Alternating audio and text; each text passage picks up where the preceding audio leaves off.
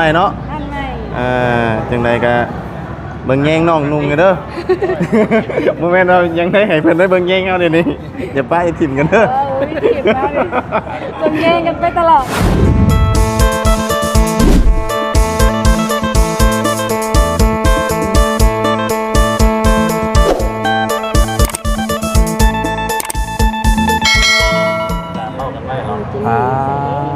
พี่น้องกันเนาะมื้อนี้กันนี่แหละพี่น้องกันเนาะเปิดตามาอยู่นี่เด้อพี่น้องกันเนาะมาขึ้นห้างใหม่ทั้งสร้างสาวน้อยพี่น้องกันเนาะเพิ่นเริ่มเปิดห้างมื้อนี้พี่น้องเนาะบ่ย่านลูกบ่ย่าน เพราะว่าพี่น้องเนาะ เฮาคือบ่หนีบ่ย่าน เนาะฮ้อนครับเอาภาพมาทางนี้ลูกสาวก็ให้พี่น้องกันเนาะเป็นหยังลูกเอา ย่านบ่ไปตะกับสบายดีและสวัสดีพี่น้องกันเบิดทุกคนพี่น้องกันเนาะพบกันนี่กันอยู่เพื่อนขึ้นชานใหม่ ย่านไผลูกย่านไผ ท่านใหม่สาวน้อย ไปตะเดี๋ยวแม่บอกไปตะให้เด้อยืมเงินยืมคำอะไรพี่น้องเนาะท่านแลกเปลี่ยนพี่น้องเลยเนาะมากับพี่ทางทีมงานเขาเนาะสบายดีพี่น้องเลยเนาะเอาว่าแม่ให้ติ้งเอาภาพพื้นหลังก่อนพี่น้องเลยเนาะภาพบรรยากาศพื้นหลัง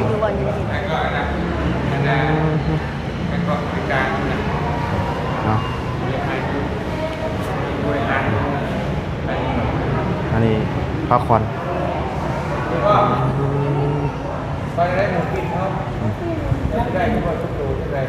เนาะ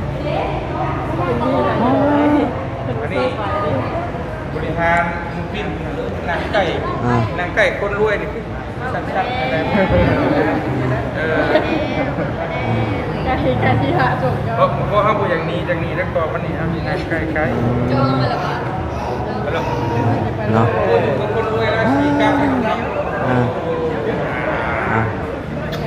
กะมาเบิดทุกคนพี่น้องเนาะสบายดีเด้อทางนี้พี่น้องเลยสบายดี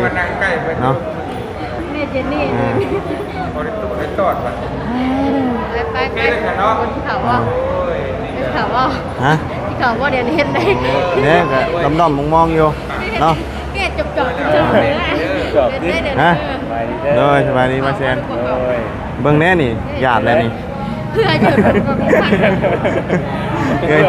เป็นเหี้ยออกกันหยาดแล้วนี่นะคิดเอาก็ได้ห่อนเฮงดีเนาะเตรียมไว้ห่อนจังเลยเนาะจำไหนเอาว่าเดี๋ยวถามมูก่อนถามมูแล้วเนี่ยถ่ายอยู่ทางเจ้าของห้างเนาะโอ้เนาะอันนั้นก็ได้ถ่ายรูปกันบ่พอทางทีมงานเด้จะนั่งก็ได้ครับนั่งก่อนสบายดีเจ๊ใหญ่จะดีเนาะขอบใจมือนี้ขอบใจอย่างเดียวดีใจเองทีมงานเอามาก็ดีใจแหละเลยโมได้ปลากันจักเถื่อโอ้ทีมได้อันบอกเงินบอกคำอยู่นี่ทีมก็ได้แล้วรับบอกเงินบอกคำอยู่นี่ได้ไปแทนนั่นแหละไปนั่งไปนั่งคุณเนาะ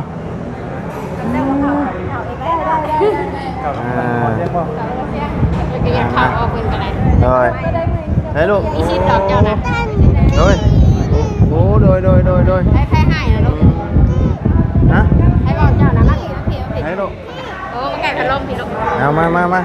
โอ้นั่งลงนั่งลงห่อนแท้มายืมเงินเลยมาอีกเพิ่มสักแสนนะมา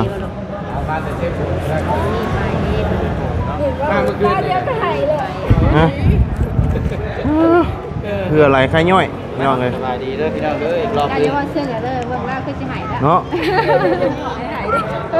รถนะอยากเห็นอยู่เป็นในอันชะน้อยให้นี่โอ้เอาถ่ายมาหน่อยเฮ้ยเนาะก็กระตั้งใจเลยตัวมาที่เซฟปูนมาพร้อมกันนะกู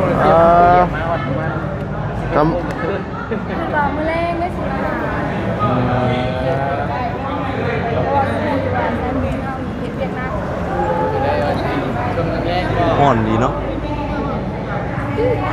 เดี๋ยวจังว่ากันอีกได้ อะไร เนาะ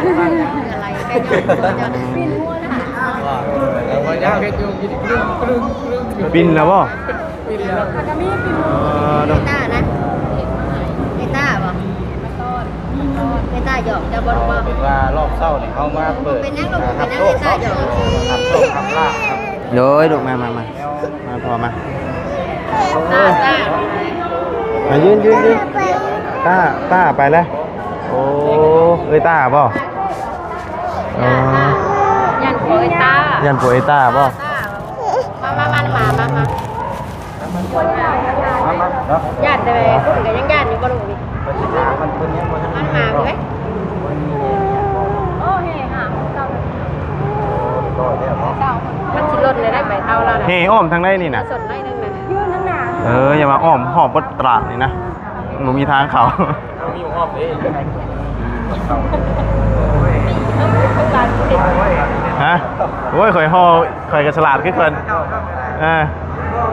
ข่อยก็ห่อแบบให้มันยัดใส่ในนะวะเฮ้ยได้จ้ะ นี่ล่ะให้มันงาม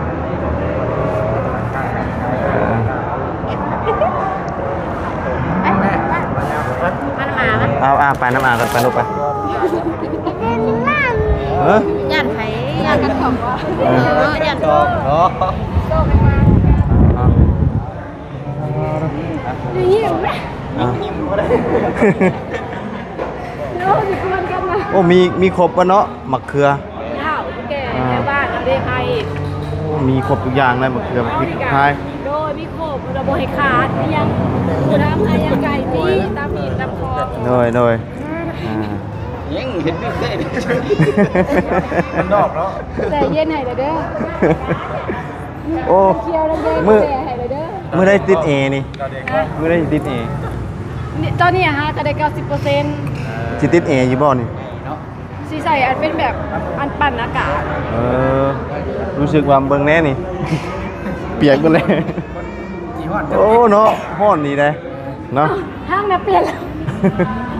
มันฮ้อนแฮงอีเลยพี่น้องเอ้ยเนาะเอามาเนาะเพื่อบ่เป็นการเสียเวลาเพื่อเดี๋ยวเพิ่นไปรับแขกคน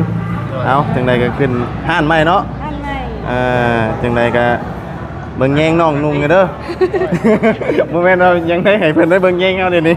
อย่าป้ายถิ่มกันเด้อ วิธีแล้วนี่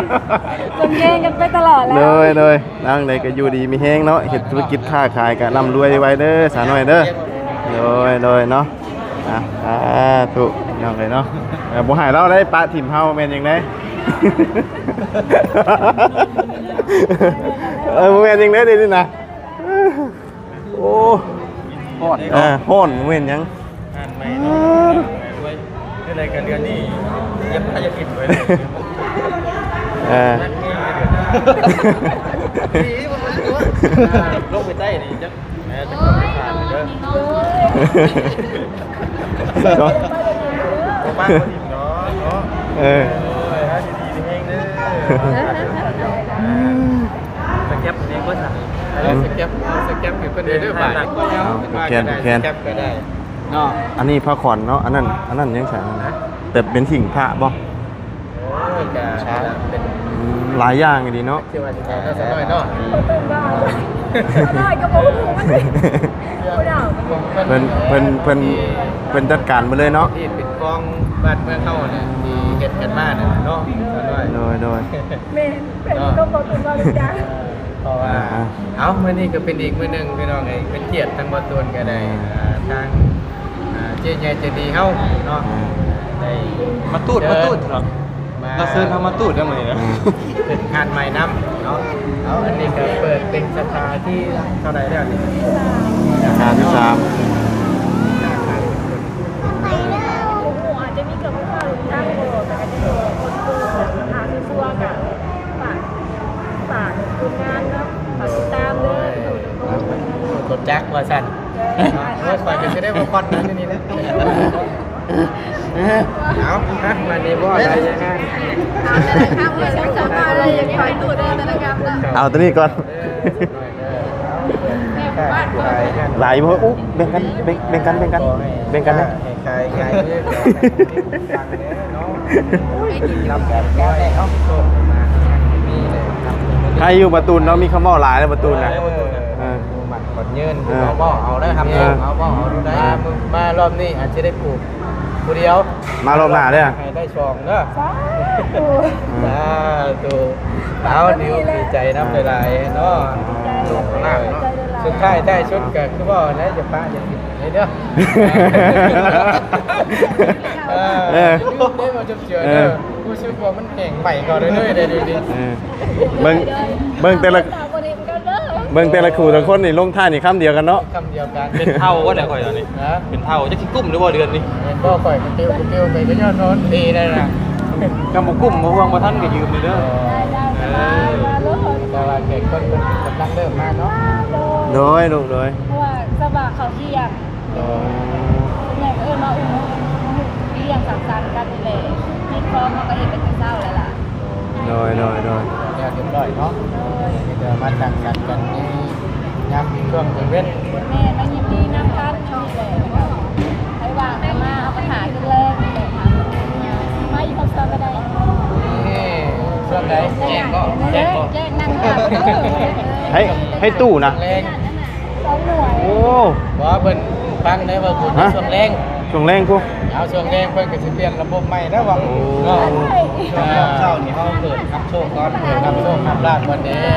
ผู้ชายกับมิตรไล่มาเดี๋ยวผมมารับทำนะ โอ้จะเบิ่งก่อน ได้ยังได้กินมินหมอ เอาขอบคุณใจหลายๆนี่ยินดีน้ำหลายๆเด้อสาวน้อยเด้อ เอาพี่น้อง อ่ะแล้วบ่ได้บ่หมู่กู แล้วแหละ แล้วเนาะไปเส้นบาทนี่ฮอดจำเนาะ มีแต่ฉีกขาไก่ขายังกันแล้ว เอามาแล้วก็สแกปนี่แม่ ต้องเป็นคนที่ เข้ามาแล้วก็สแกปใช้คนบ่ให้ไปสิสแกปให้ ไปซะเนาะไปเบิ่งทางบอลเพิ่นรับประทานอาหารพี่น้องกันวันนี้เนาะโอ้พาขอนงามๆเลยพี่น้องกันเนาะไปซะเนาะห่อนครับเนาะเฮ้ยย่านพี่ลูกโอ้ยเอาโอ้พี่น้องเนาะ มีตระกูลเอสนี่เนาะพี่เนาะ โอ้เนาะโอ้หมูสมหมู บอกเมื่อกี้แล้วเป็นตาซึมไม่ตื่นใส่ไปเบิ่งทางนี้ดูโอ้อันนี้ยังนี่ กระเพาะปลาก ระเพาะปลาเดี๋ยวว่าไข่ไข่เบิ่งดูทางนี้ฮะย่านยังโอ้ทางนี้โอ้อาหารการกินพี่น้องกันเนาะสลัดลาบข้าวปุ้นเนาะ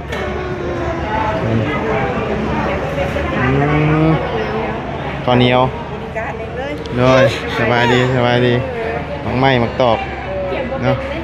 มันออกของเมืองเพื่อชี เนาะ เพื่อชี นี่ไผสิโชว์สีมือนี่ตำบังฮุง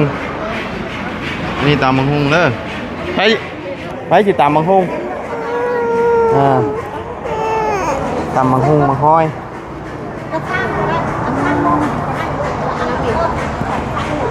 หมูปิ้นเอาลูกคือให้แท้นี่โอ้ลูกสาวข่อยคือให้แต่พี่น้องเลยเป็นได้ไหนก็บัดนี้เนาะย่านเพ่ลูกย่านถวยตาบ่ย่าน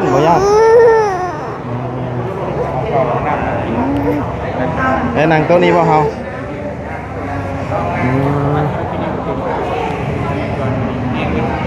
โอ้การเห็นบ่อยู่ในเว้นไห้ฮะเลยเพิ่นโดนไห้ขี้มูกย่อยย่างบัดนี้ห่อนครับ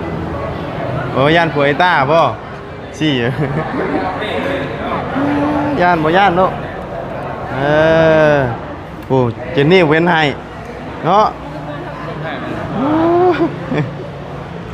ย่าน บ่ทันได้เมื่อตีกำลังปิ่นงัว โอ้ยเห็นงัวปะนั่นเป็นเมื่อย่ าหวาสิเมื่อก่อน ให้ปินอยู่ใช่น่ะ ปู้ กำลังปินงัวเนาะ ไปหาอาดก็ทำไม่อีก เอาพี่น้องเลยเนาะกำลังเอาของอยู่ของกินมากินเนาะเลยสบายดี จะเด็บจะเด็บจะเด็บแล้วตอนโต๊ะต่อก็ได้จังอบอุ่นเนาะก็ได้กันดึงเข้ามาเลย ต่อเปล่า ดึงเข้ามา ระบบต่อเปล่า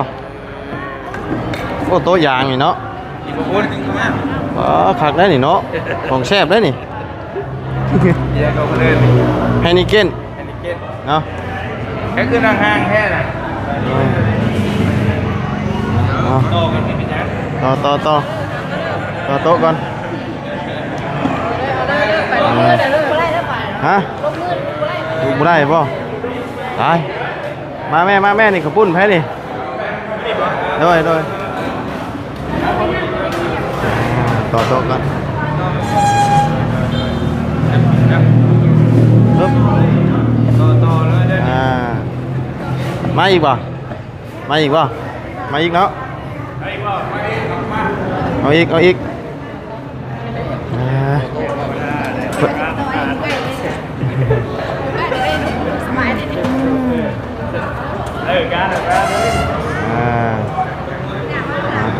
เนาะต่อโต๊ะพี่น้องไงเนาะคืออะไรขย่อยใครก็ได้เนาะ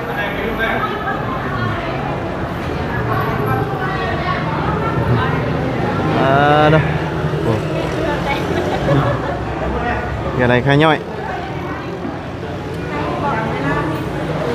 มันบอกว่า10 โมงแรงมา10 โมงเช้าเหือไหลไข้ย่อยปะ แม่นบ่ มา10 โมงเช้านี่แหละเนาะเป็นกลุ่ม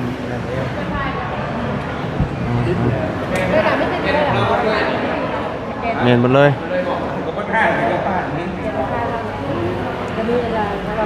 อันนี้ทีชื่อได้นี่เนาะเป็นทีเช่าได้เนาะเนาะ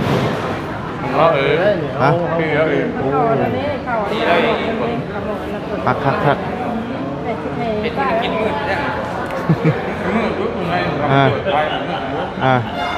ไฟเห็นมืดเนาะ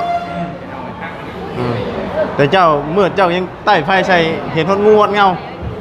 ธุรกิจมืดแล้วน่ะ ต่อไปเขามี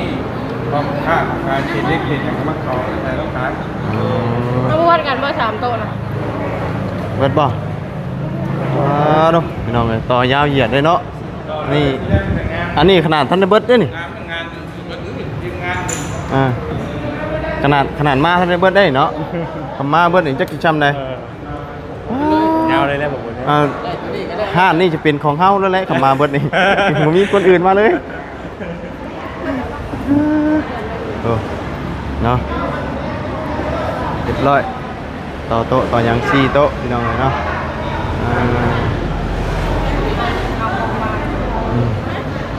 ไปสำหรับพี่น้องเนาะมีแต่สำหรับคลิปนี้มาบุญกับขอล่ำลาไปเพียงเท่านี้เด้อสำหรับพี่น้องกันเนาะพบเจอกันใหม่เนาะเลยสบายดีป่ะแชนสบายดีเด้อพี่น้องกันเบิดสุขุสุขคนเนาะกินข้าวกินน้ำก่อนพี่น้องเลยเนาะร้อนอบอ้าวดีพัดลมก็เป็นพัดลมตั้งใหญ่เลยมันบ่หมุนพี่น้องเลยเนาะฮอดบ่ว้ายสุดยอดฮอดเนาะไปบอลลี่สบายดีโอ้บอลลี่นี่เนาะไปแล้วพบเจอกันใหม่พี่น้องสบายดีเด้อพี่น้องเบิดสุขุสุขคนกินข้าวกินน้ำเนาะ